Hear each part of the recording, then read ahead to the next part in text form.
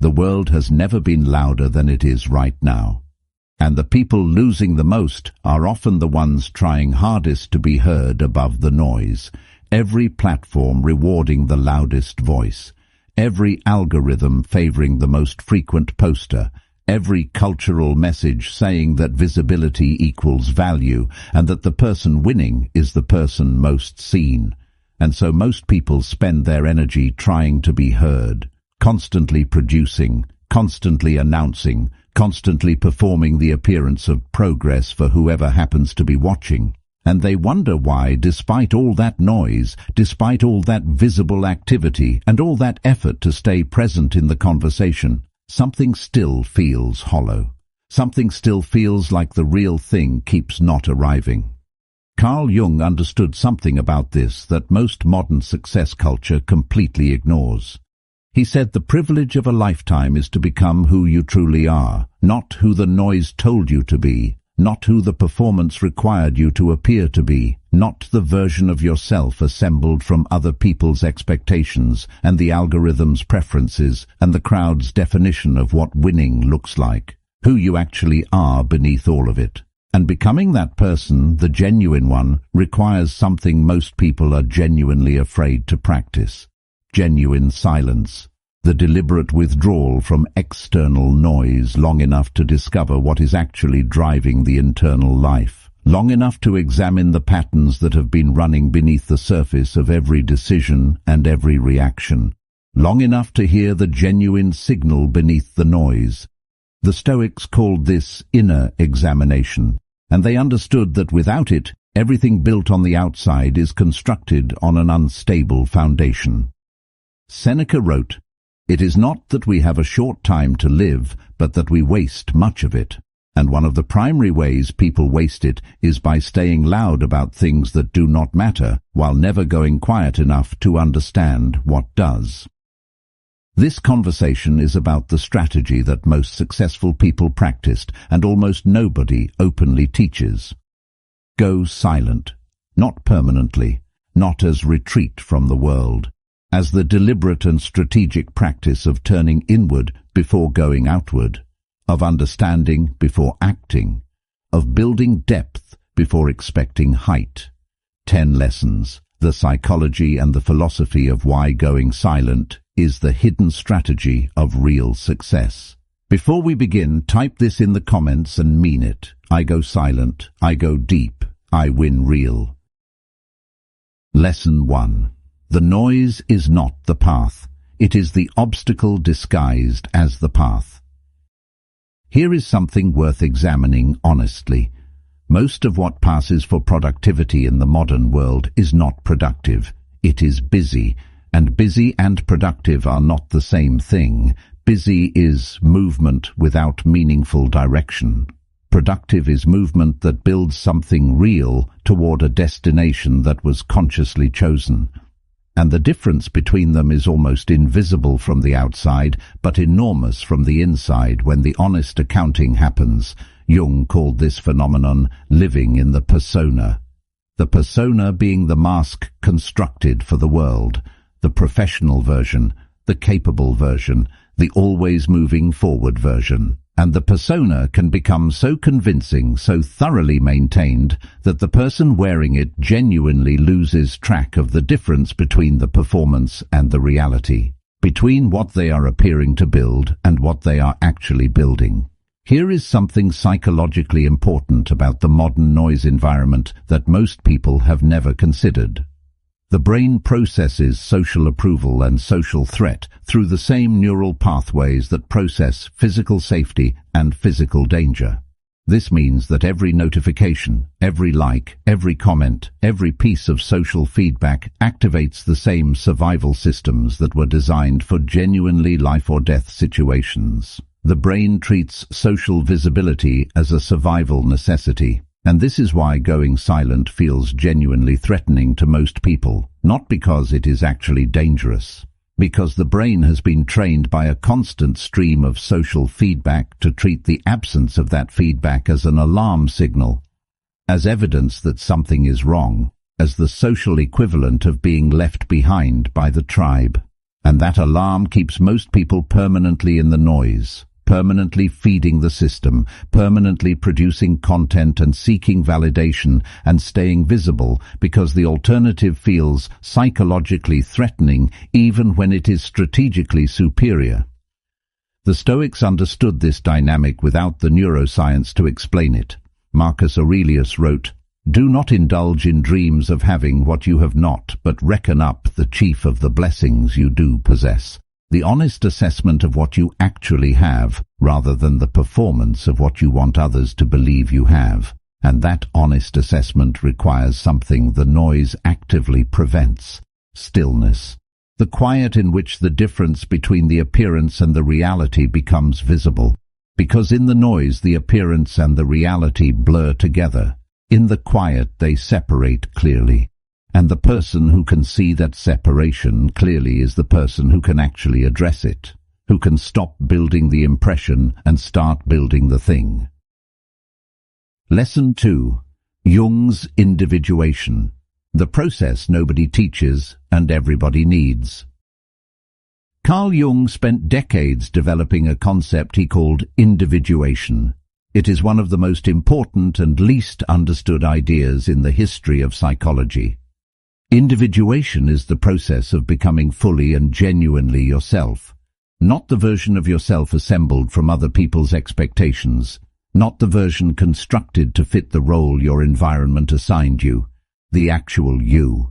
But here is what most people misunderstand about individuation. It is not a destination you arrive at. It is an ongoing process of differentiation, of separating what is genuinely yours from what was given to you by the culture, the family, the education system, the peer group, the algorithm.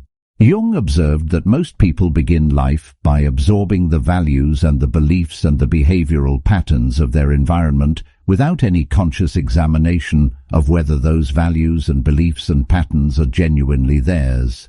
They inherit a self rather than developing one, and the inherited self, however functional it may be in the environments that produced it, is not the genuine self. It is an adaptation, and adaptations, however useful, carry hidden costs, the primary cost being the chronic sense of misalignment that most people feel when they are honest about it, the feeling that the life they are living is not quite the life that belongs to them, that something about the direction is slightly off in a way they cannot fully name.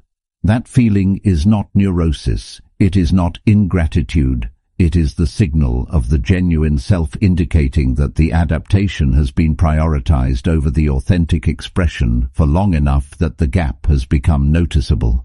Epictetus said, "Know first who you are, and then adorn yourself accordingly." Know first who you are, not who the performance requires you to appear to be, who you actually are. And that knowing requires a specific kind of examination that can only happen in silence. The examination of which values feel genuinely yours when you hold them away from social context. Which directions feel genuinely alive when you imagine pursuing them with no audience watching. Which ways of engaging with the world feel like genuine expression rather than strategic performance. Those questions cannot be honestly answered in the noise. Because in the noise the social context is always present. The imagined audience is always available to shape the answer toward what will be approved rather than toward what is actually true. Only in genuine silence do the honest answers become available. Lesson 3. The Shadow. What you have never examined is quietly running everything. Jung developed another concept that is even more directly relevant to why intelligent, capable people consistently fail to achieve what they are genuinely capable of. He called it the shadow. The shadow is not something dark or sinister. It is simply the collection of everything about yourself that has never been brought into conscious awareness.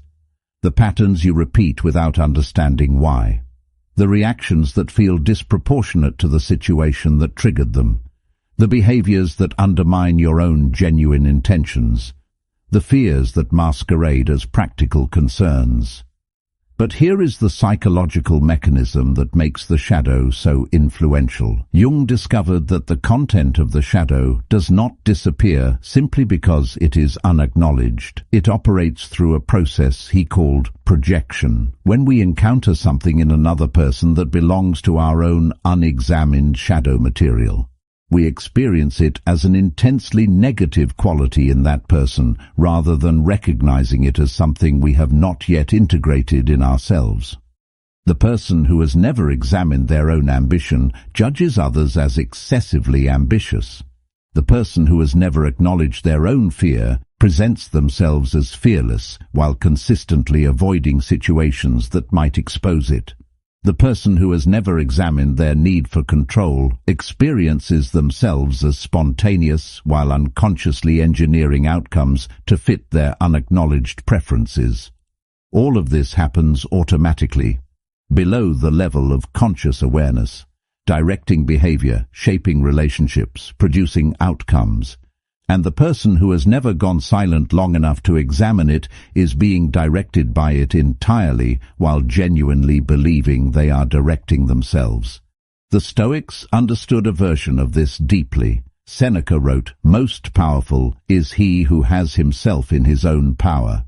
Having yourself in your own power requires knowing what is actually operating inside you, requires the honest examination of the patterns and the fears and the projections that have been directing the show from beneath the surface. And that examination only happens in the silence, where the noise cannot drown out the signal. The practical implication of this for success and achievement is direct. Every time you find yourself repeatedly stuck in the same kind of situation, the shadow is at work. Every time a specific kind of person consistently triggers a disproportionate reaction in you, the shadow is projecting. Every time your behavior contradicts your stated intentions in a consistent pattern, the shadow is running the show. And the only way to change those outcomes is to go silent long enough to examine what is generating them. Not to fix it dramatically, to simply see it clearly. Because Jung consistently found that what is seen clearly loses a significant portion of its automatic power. The shadow does not control what is genuinely conscious. It only controls what remains in the dark. Lesson 4. Stoic Withdrawal, the ancient practice of strategic silence. The Stoics practiced something they called the retreat into oneself. Not the retreat of avoidance or the silence of giving up, the deliberate and strategic withdrawal from external noise into internal examination. They understood that the external world would always be demanding, always generating new situations requiring response, always presenting new provocations and new distractions and new opportunities to disperse energy in directions that led nowhere significant. And they understood that operating effectively in that external world required something the external world would never provide on its own. An internal foundation solid enough to stand on regardless of what the external world produced. What is particularly important to understand about the Stoic practice of withdrawal is that it was not occasional.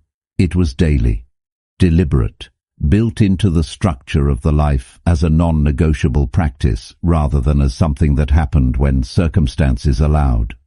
Marcus Aurelius, governing the most powerful empire in the known world, wrote his meditations in the quiet between battles, not for publication, not for posterity, as private notes to himself, a daily practice of retreating into honest self-examination before the demands of the day could pull him entirely outward. Epictetus taught his students a specific daily practice he called the evening review. Each evening they were to sit in silence and examine the day honestly. Where had they acted in alignment with their values, and where had they not? Where had the automatic reactions run unchecked, and where had they exercised genuine choice? Where had they moved toward their genuine goals, and where had they been pulled by distraction or reactive impulse? This examination was not about guilt or self-criticism.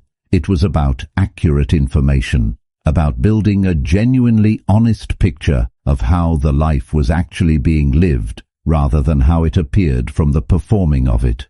And that accurate information, gathered daily in genuine silence, was the foundation from which genuine improvement became possible. Because you cannot improve what you have not honestly examined, and you cannot honestly examine what you never go quiet enough to see. Marcus Aurelius wrote, "You have power over your mind, not outside events. Realize this and you will find strength. Power over your mind." Built and maintained in the daily practice of going silent long enough to examine what the mind was actually doing. Lesson 5. What silence actually does. The neuroscience and psychology of stillness. Most people think of silence as the absence of something, the absence of noise, the absence of activity. But silence is not the absence of something. It is the presence of something that the noise was preventing. When the external noise stops, the internal processing begins in a qualitatively different mode. Neuroscientists call this the default mode network, the brain system that activates during periods of quiet and inward focus. This network is responsible for some of the most sophisticated cognitive functions available to the human brain. Self-referential thinking, the ability to understand other people's perspectives, the integration of past experience with present understanding, the generation of creative insight. And here is what is critically important about the default mode network. It is suppressed by external stimulation. Every time the brain is processing incoming information from the external environment, the default mode network reduces its activity, which means that every moment spent in reaction to external stimulation is a moment during which the most sophisticated internal processing the brain is capable of is being suppressed.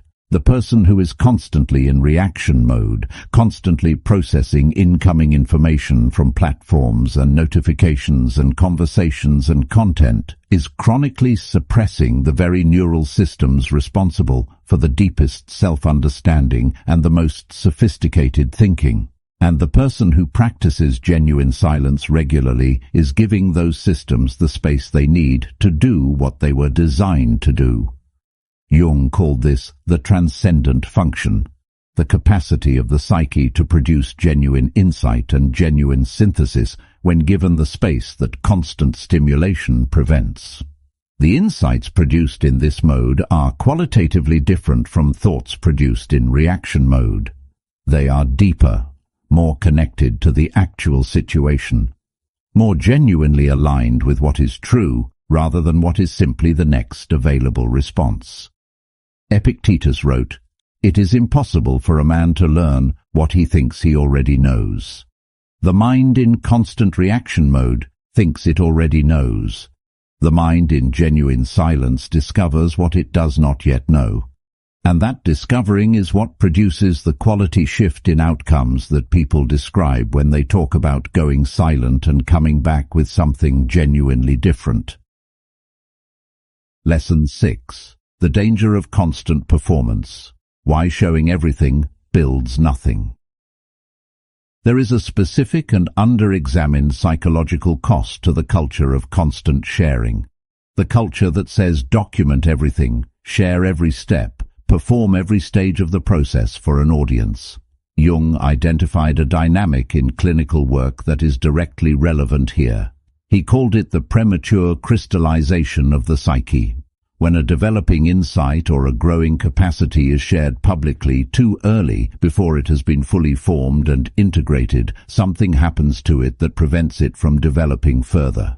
The insight crystallizes in its premature form.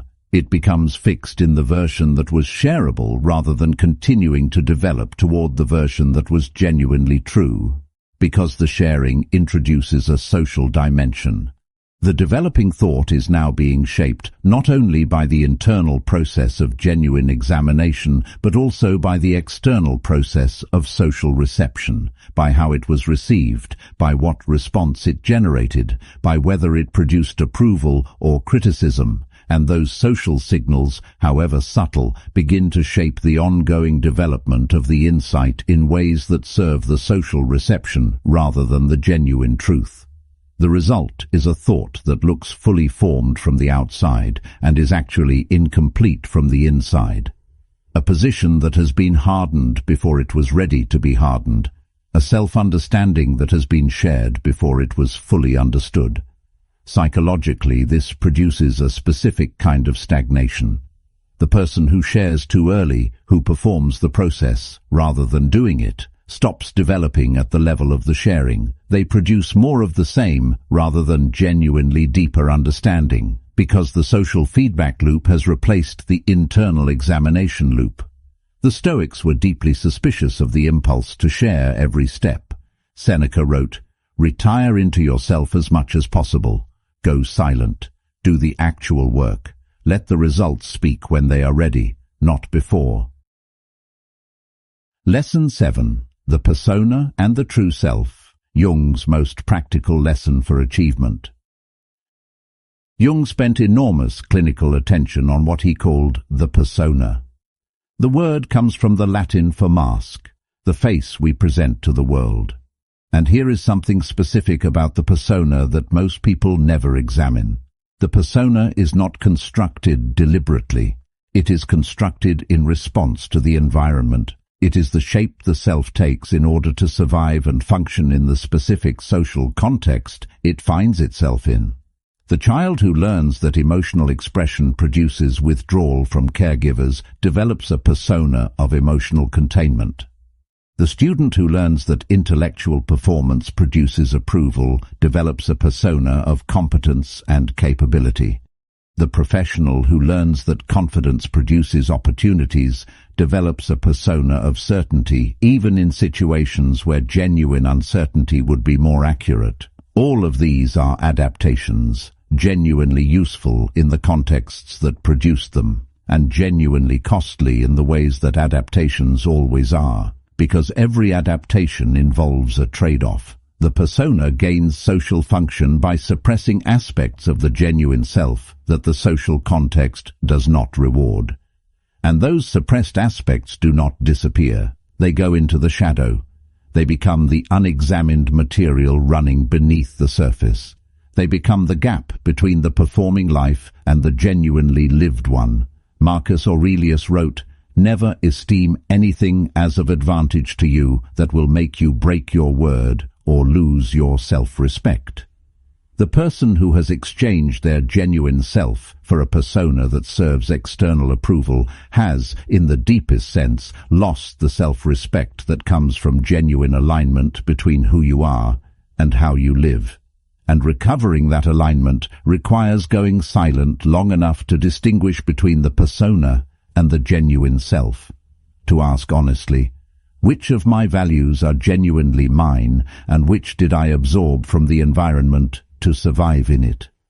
Which of my directions are genuinely mine, and which am I pursuing because the persona I developed requires them? Which of my ways of engaging with the world are genuine expression, and which are strategic adaptation that has been running so long it feels like personality? Those questions require silence to be answered honestly, and their honest answers are the foundation from which genuine success becomes possible. Lesson 8. Strategic Silence in Practice. The specific methods that actually work. Most people, when they hear the idea of going silent, imagine something impractical. A month-long retreat, a complete withdrawal from all social engagement. That is not what the genuine practice looks like.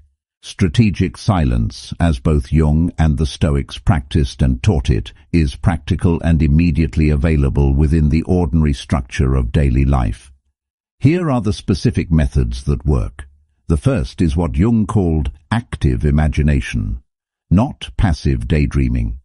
The deliberate practice of sitting in genuine quiet and giving full attention to whatever internal material surfaces, images, thoughts, feelings, the half-formed ideas that the noise of the day prevents from developing. Active imagination treats this material seriously. It gives it space to develop, rather than immediately assessing it for social shareability. And what emerges from this practice, done consistently, is a quality of self-understanding that no amount of external activity can produce. The second is the Stoic practice of the morning preparation, before the day begins, before the phone is checked, before the external world is allowed to set the tone of the first hour, a period of genuine quiet in which you ask yourself honestly what kind of person you intend to be today, what values you intend to act from, what matters most today and what can be released as secondary. This is not affirmation. It is not positive thinking. It is the deliberate alignment of intention before the day begins, rather than the reactive management of intention after the day has already set its terms. The third is what the Stoics called the evening review. At the end of the day, in genuine quiet, an honest examination of where the day's behavior aligned with the day's intention and where it did not. Not as self-criticism, as information, as the honest data that makes genuine improvement possible rather than the comfortable story that makes the performance feel adequate. Marcus Aurelius did all three of these things consistently, not because he had extraordinary self-discipline, because he understood that the quality of the internal life determines the quality of everything produced from it, and the internal life does not maintain itself without deliberate attention. It requires the silence in which honest examination becomes possible. Lesson 9. What the quiet reveals. The specific insights that only silence produces. There are specific things that genuine silence reveals that the noise actively prevents from being seen. The first is the honest gap between values and behavior. Most people carry a set of stated values that diverge significantly from their actual behavioral patterns. They say they value depth, but spend most of their time on surface. They say they value genuine connection, but invest primarily in the performance of connection. They say they value meaningful work, but spend most of their energy managing how the work appears. In the noise, this gap is invisible because there is always enough activity to feel like the values are being lived. In the silence, the gap becomes impossible to miss, because the silence removes the activity that was functioning as a substitute for the genuine living of the values. The second thing silence reveals is what Jung called the inferior function. Every person has areas of genuine psychological weakness that they unconsciously compensate for rather than develop. The highly analytical person who avoids emotional intelligence. The highly relational person who avoids rigorous, independent thinking. The highly intuitive person who avoids the discipline of systematic development. These inferior functions do not stay neatly contained in the areas where they are weak. They leak into every area of life and create the specific recurring failures that are most difficult to understand. Because they are operating from the least conscious part of the personality. In the silence, these functions become visible, because the silence removes the compensatory strategies that keep them hidden, and when they become visible, they become addressable. Seneca wrote, "It is the sign of a great mind to dislike greatness and to prefer things in measure to things in excess." The quiet reveals what you actually measure as great when the social measurement is removed, and building toward that genuine measurement rather than toward the external measurement produces the alignment and the motivation that sustained success requires. The third thing silence reveals is the difference between fear-based decisions and value-based ones.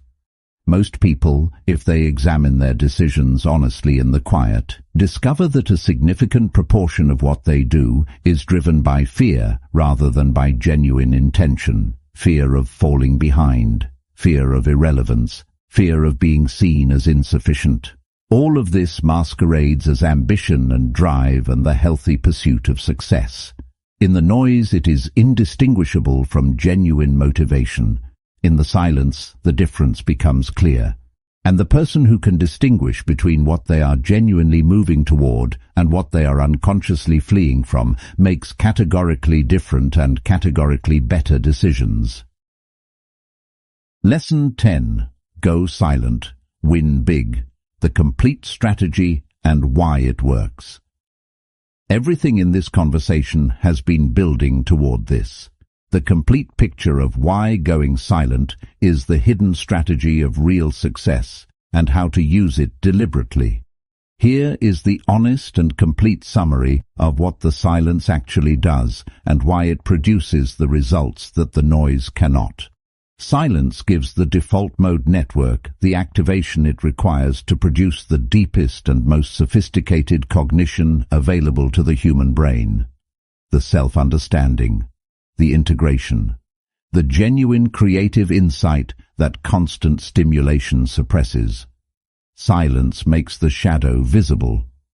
The unexamined patterns that have been directing behavior from beneath the surface of awareness become accessible to conscious examination. And what is consciously examined loses its automatic power. Silence separates the persona from the genuine self. The adaptations from the authentic expression. The values that were inherited from the values that are genuinely held.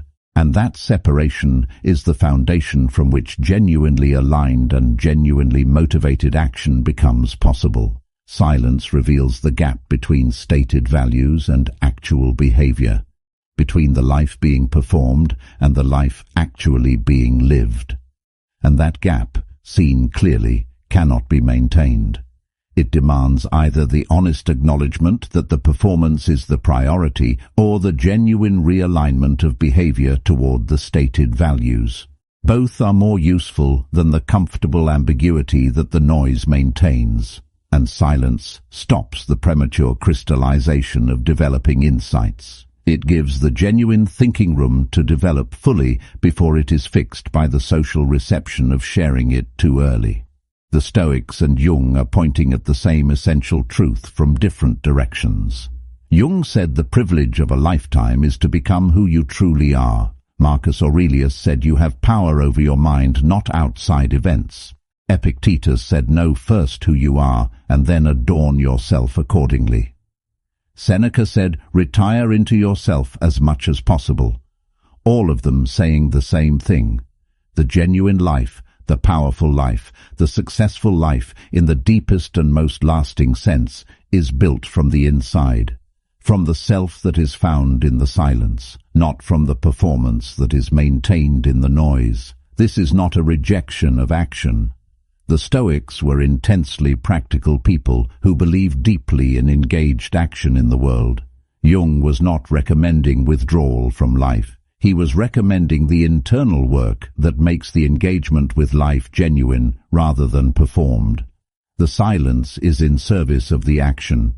The inward journey is in service of the outward one. Go silent not to avoid the world, but to understand yourself clearly enough to engage with it genuinely.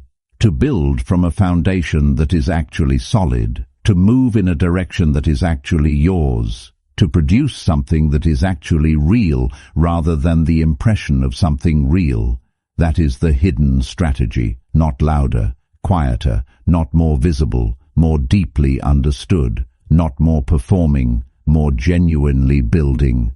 Go silent. Do the work that only silence makes possible. Examine what you have never examined. Find the genuine self beneath the performance. Build from that foundation and win in the only way that actually lasts. If you are ready to practice the complete strategy, claim this below. I go silent. I go deep. I win real. The world has never been louder, and the hidden strategy has never been more powerful precisely because of that. Because in a world where everyone is trying to be heard, the person who goes genuinely quiet stands out in the most important way possible. Not to other people, to themselves. 10 lessons from the intersection of Jungian psychology and Stoic philosophy. The noise is not the path. It is the obstacle disguised as the path. And the person who sees through it gains access to something the noise was permanently blocking. Individuation is the process nobody teaches and everybody needs. Becoming genuinely yourself, rather than an adapted version of yourself, is the foundation of everything real. The shadow is what you have never examined, and it is quietly running your life. Making it conscious removes its automatic power. Stoic withdrawal is the ancient practice of strategic silence. Daily, deliberate, built into the structure of the life as a non-negotiable practice. Silence activates the default mode network, the most sophisticated cognitive systems available to the human brain, the ones suppressed by constant stimulation. Constant performance builds the impression rather than the substance, and the impression, sustained long enough, can become genuinely difficult to distinguish from the real thing, even to the person producing it. The persona is the mask, and finding the genuine self behind it is the most important and most undervalued work available. Strategic silence is practical and immediately available. The morning preparation, the evening review, the regular practice of active imagination, all of them accessible within an ordinary daily life. The quiet reveals the honest gap between values and behavior, between fear-based decisions and value-based ones, between the inherited self and the genuine one. And going silent deliberately and consistently is the complete hidden strategy, not the absence of effort, the redirection of effort toward the internal foundation that makes all external effort genuinely effective. Jung said the privilege of a lifetime is to become who you truly are. The silence is how that privilege is claimed.